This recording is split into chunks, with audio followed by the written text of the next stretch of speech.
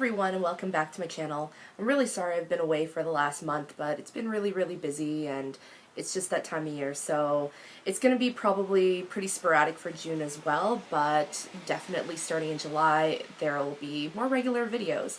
So today's video is just going to be basically an overview of everything from this month, or that would have happened this month. So just a little talk about the TOPBOX and BIRCHBOX as well as my May favorites, and that's about it. So let's get started. I had originally filmed an unboxing video actually for my TOPBOX and BIRCHBOX, but I was in just, I don't know if I was just stressed out or just tired, but it didn't really work out really well when I looked back at the footage because it's official. Yeah, when I looked back at the video, I was just not really happy with how it turned out. It was really low energy. I wasn't too impressed with the boxes, and plus I was just really hot. It got really warm and I was sweaty in it. It was not great. Sorry, I've fixed my hair like 10 times already in this video, so let's try to stop doing that. Anyway, yeah, this month for my TOPBOX, I chose the Aveda TOPBOX, and so that's their Privé box that was available. And I haven't really been able to try Aveda products before just because they're a little bit pricey, but this set did come with a whole bunch of different products, all really small sizes. I mean, I'm not going to show you all of it, but it came with basically a thickening tonic, an exfoliating shampoo, a thickening conditioner, a scalp revitalizer, and then a cleansing oil, a body lotion, and a night renewal serum. So there was a number of products that came in the box, but yeah, to be honest, haven't really been able to try it out yet. There's all the stuff in there, but I will be taking a bunch of it with me when I go to Quebec City next month, or this month, I guess by the time it's uploaded. I'm going in June, so that'll be pretty cool. So yeah, I'm going for 4 days just with work, aka school, for grade 8 graduation. Whoop, sorry, that almost fell. Yeah, I'm just going with grade 8 graduation, so it should be a lot of fun. I've never been to Quebec before, so looking forward to it. Yeah, so anyway, BIRCHBOX. So this month featured a collaboration with Cupcakes and Cashmere, and that is, I believe, a beauty, fashion, lifestyle blog. I've heard of it before, but I'm not really a huge fan. And kind of like how it happened with the Rifle Paper box, like the box is really pretty, but what came inside was just okay. And I know for myself as well as other beauty blogging friends, we're sort of all contemplating leaving BIRCHBOX, unfortunately, just because the boxes haven't really been too great. I mean, I think the last outstanding thing that we got in the BIRCHBOX was back in March, and that was a beauty blender. And I understand that it can't always be crazy good stuff like that, but I have friends who are definitely getting repeat products, and that's not really great. So all in all, this month there wasn't really anything too spectacular in the box. I mean, it came with this little Laca, L-A-Q-A Encre lip lube, which is sort of a pencil, but that color is really purple, which is just not my thing. It came with another body lotion. Seems like I get a body lotion almost every single month. And then some body wash, and what is this?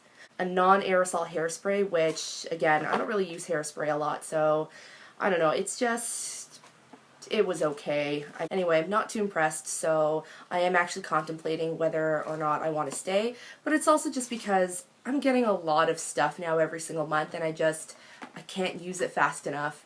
So I might have to just scale back, either downsize to one box or just say goodbye to both. So I'll keep you posted as per usual as to what I'm going to do, but I will definitely say by July or August, sometime in the summer, I will be downsizing to one, if not just unsubscribing from both. Anyway, let's move on to my May favorites. So there's not really a lot this month, but let's just keep going with this. And I must say that Maybelline is really impressing me lately. I mean, for a while I wasn't really too impressed with drugstore products, but I think they just keep getting better and better, as I think I've mentioned in other videos too, and I think Maybelline's just on fire.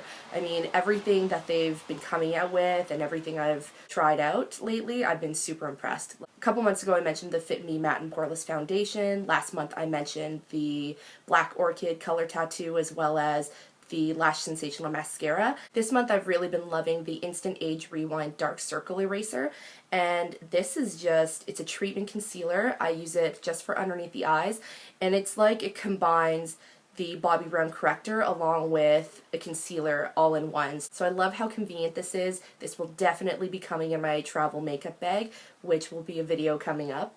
But it's just super easy to use. So you just take the cap off, you have to twist to get the product to come up in the sponge thing, and then you just apply it underneath your eyes and blend it in.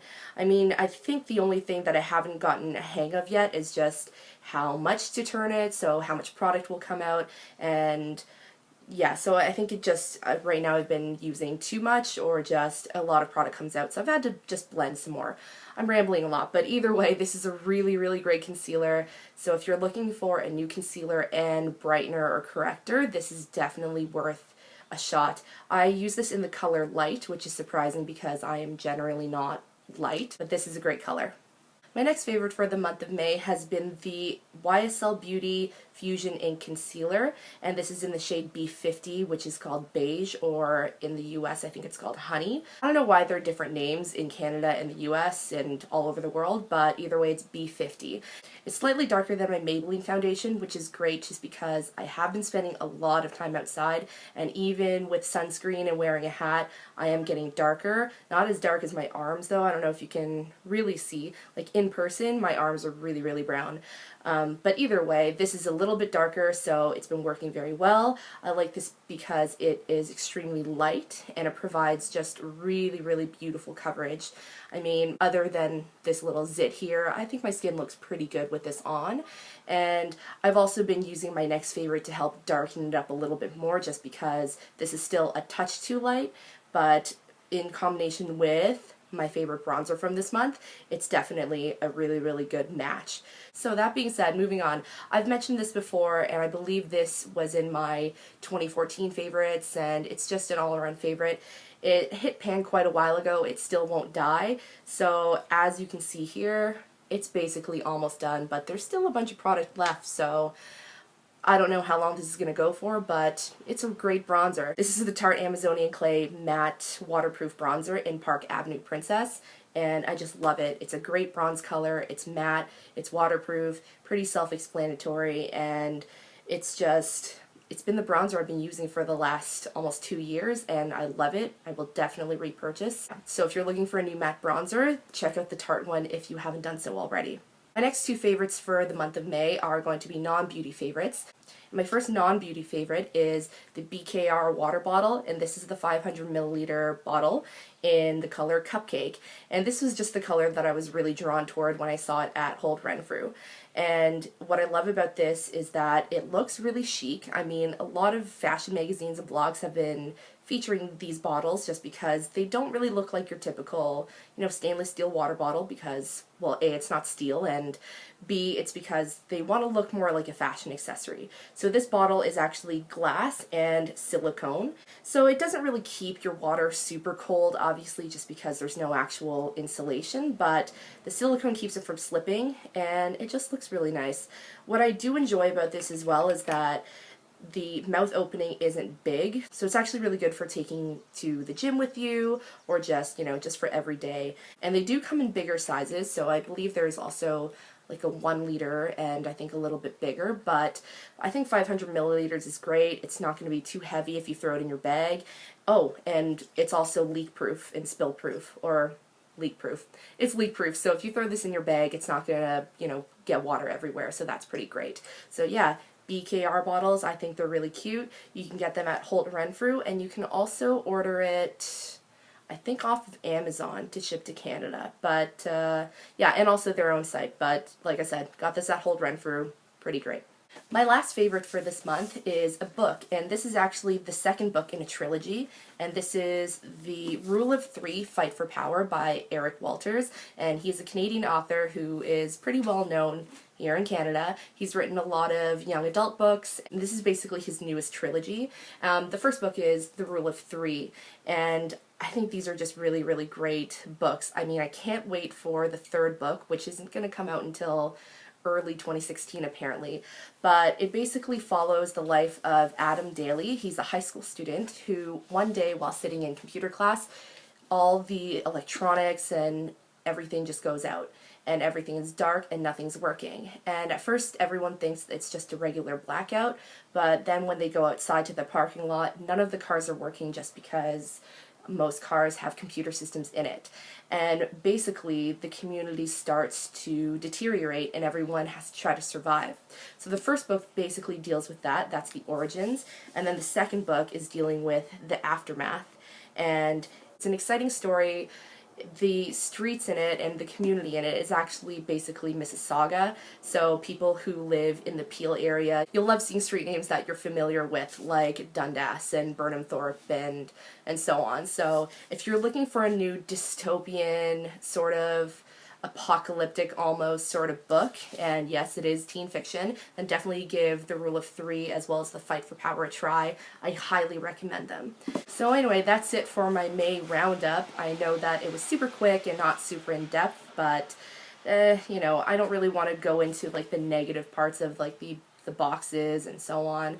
I think the general message is I wasn't too impressed this month. I mean, the Aveda one is fine just because I chose it, but the BIRCHBOX was kind of a letdown, so like I said, we'll see what happens next.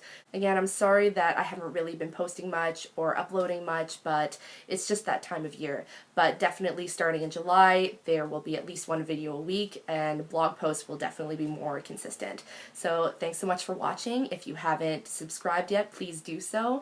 And remember to hit the like button if you are in support of sporadic videos, and I'll see you next time. Bye!